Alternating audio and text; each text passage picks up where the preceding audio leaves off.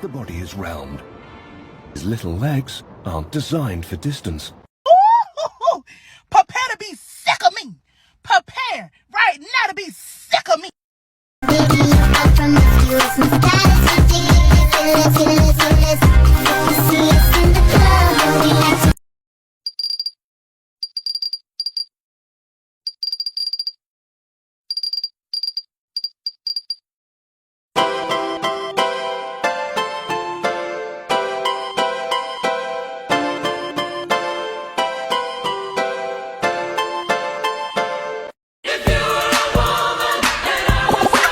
Leg out.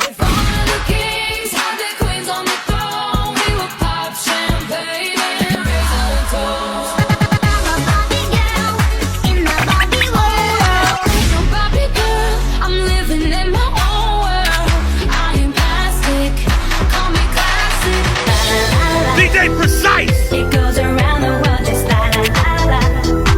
It's all around the world. Maybe now and then I think about me now and who I could have been, and then I picture all the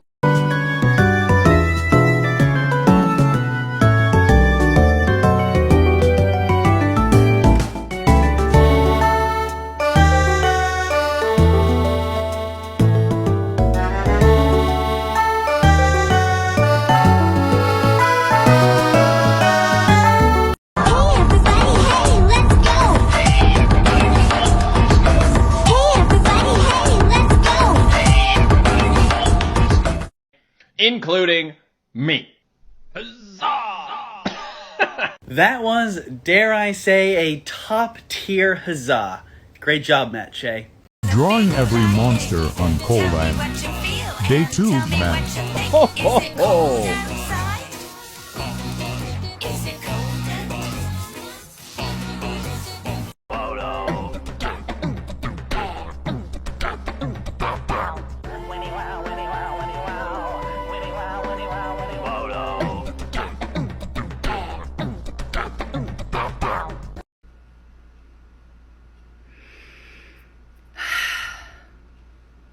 Look, if you're boring, just say that. Put your hands in the air and move with the sound to the earthquake.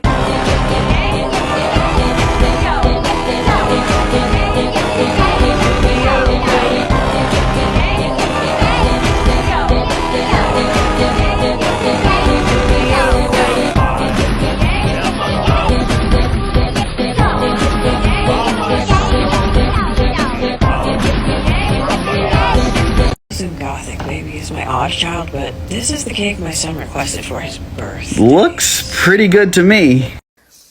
I love it. I mean, I'm so passionate about it, and it's what I do.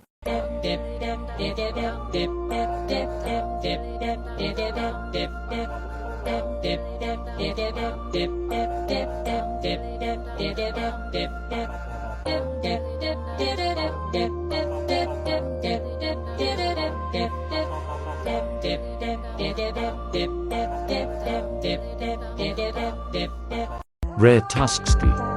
Concept.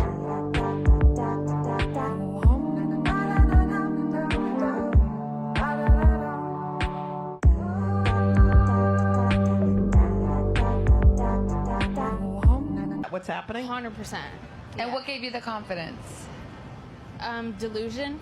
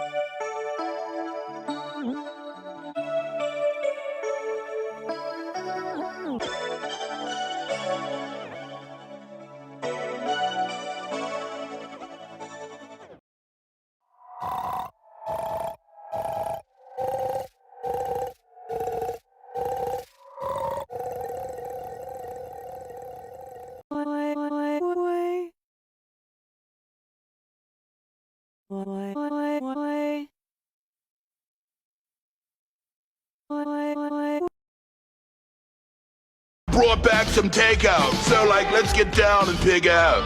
It's Shredder! Where?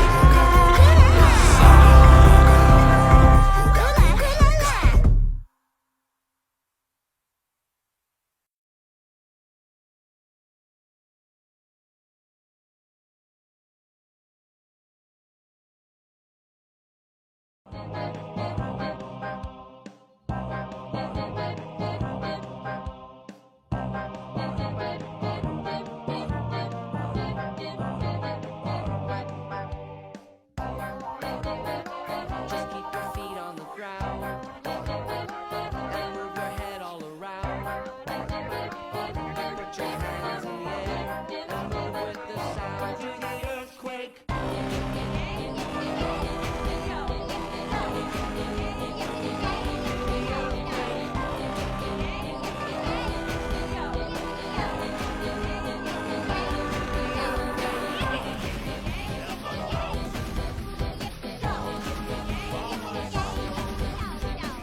No, no more! That's it! I don't care!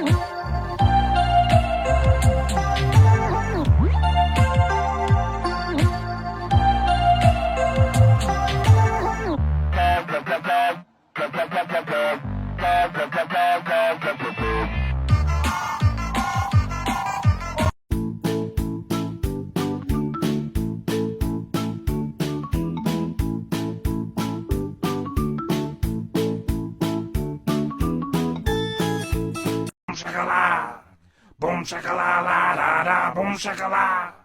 Boom shakala da, boom shakala. Boom shakala la da da, boom shakala. Boom shakala da. Hey-o. Hey-o.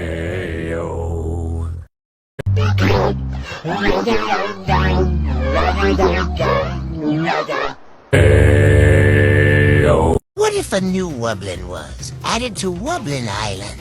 Introducing Nextro. It is kinder-based of a giraffe. It makes sound by pressing its button nose with its tins, then the spots on its neck light up. Hence the name Nextro. Yes. Needed. And here's its polarity.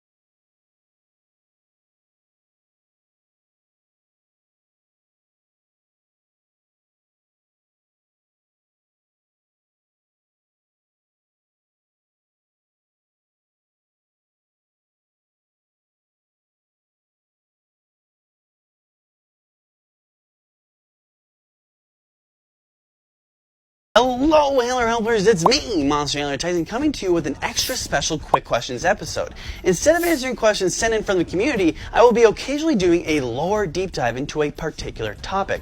For our first episode of Quick Questions Deep Dive, I will be exploring the relationship between the monster world and the human world, and the nature of dimensional travel, seeing how the new mythical might be raising a few eyebrows. Firstly, the Stablo-Mahu. The Stablo-Mahu.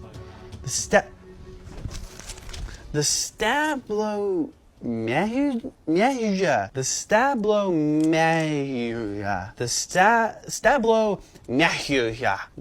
You know what? Firstly, the Stablo-Mahuja, or the World Tree, is what holds together the big blue bubble multiverse. The sap that seeps through the tree, which can harden to form amber, is what is ultimately responsible for the binding magic of the trees, and which ultimately allows interdimensional travel to be possible within the World Tree. Oftentimes a tree or something resembling a tree is what calls back and resonates with the original tree. In a metaphysical sense, the separate worlds of the Stablo-Mahuja can be compared to cuttings of the main tree. There are dozens of dimensions within the world tree, but those that share the strongest connections with the monster world are the prison dimension where the globes come from, the Thumpyverse, self-explanatory, the realm of Thingia where Fling-a-Thing is set, Helmoth where Power Core takes place, the home dimension of both Asveld and Caligan where Dark Incursion and Forgon are based, Tubulopolis of the Wrecking Squad fame, and of course, the human world. Though the world tree does allow interdimensional travel between the monster and human world, it is a bit more tricky, or at least it was. You see, there's a metaphysical barrier called the seam that separates the monster world from the human world. It is both a geographical feature of the monster world and a weak point in the fabric between realities. The origin of why the seam only appears between the monster world and the human world is still unknown, as it contains aspects of our modern day physics that we just can't understand. This, for a while, made travel from the human world to the monster world virtually impossible for millions of years until a man called Dr. Warden E. Spirit changed everything. So who is Dr. Warden E. Spirit? He was the first known human to make contact with the monster world, making him the first ever monster handler. Accomplished in the fields of physics, nature, and an avid music lover, Dr. Spirit discovered the existence of the monster world and the multiverse when tinkering with an invention that detected unknown radio frequencies. Obsessed with meeting the beings creating the beautiful songs Dr. Spirit was hearing, he created a device called the Separating Existence Widget, or the SO, that was able to open and close the seam that separates the monster world from the human world. However, when making his first jump to the monster world, Dr. Warden E. Spirit lost hold of the device between the rift, the blank nothingness between the dimensions. It is there where the device has been stuck, randomly opening and closing portals to the monster world all over the human world until it will inevitably lose power. Though the location and duration of portals are random, it was Monster Handler Matt who pinpointed somewhere in southwestern Ontario, Canada, was a hotspot for the majority of the portals, hence why the BBB HQ was founded here. Using a trusty tracker in our portal indicating teleporter helmets, or as we call them, pith helmets, we are able to track down portals where they randomly pop up, and it gives us a rough estimate of the duration of the portal's time being open. This allows us to safely explore the monster world with ease and continue our ongoing human-monster programs like the exchange program that we have in place right now. Okay, we get it. You're the best at ping pong. However, Dr. Spirit did not have this technology because he just had a regular pith hat, and we have yet to track down his exact known location in the monster world, only having his journal and recordings as evidence of his presence there. Do you feel as though you've seen everything there is to see in our world on this earth? Of course not. And we are talking about an entirely new world, only recently uncovered.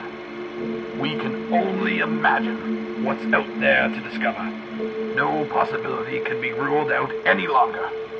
As many puzzles as our world holds, this system of islands does not just present new pieces, but a whole new puzzle entirely. So how is Hehehe able to manipulate the metaphysics of the seam without the SO device? In my recent studies of the nature of Mythical Island and the dream space it resides in, I have theorized that the mythical monsters are able to perceive the rift itself when traveling to Mythical Island. They can actually literally see where the seam has been patched up by the SO device when the mythicals are traveling through the rift. And so it is believed that Hehehe has somehow tapped into the power of the SO device and can use that power to pull interdimensional pranks. This mythical is definitely way cooler and smarter than a certain monster handler who is forced to wear a hat because he's losing his... That does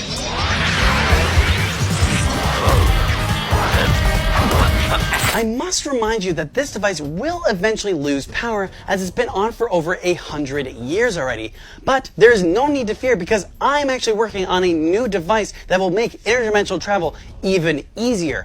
Though interdimensional travel is a complicated topic, so it might take me some time to figure out, though I do have reasons to believe that it has been done before, just not from this side. That is all for today, Handler Helpers, and comment below what lore you want me to deep dive into next. And as always, happy monstering!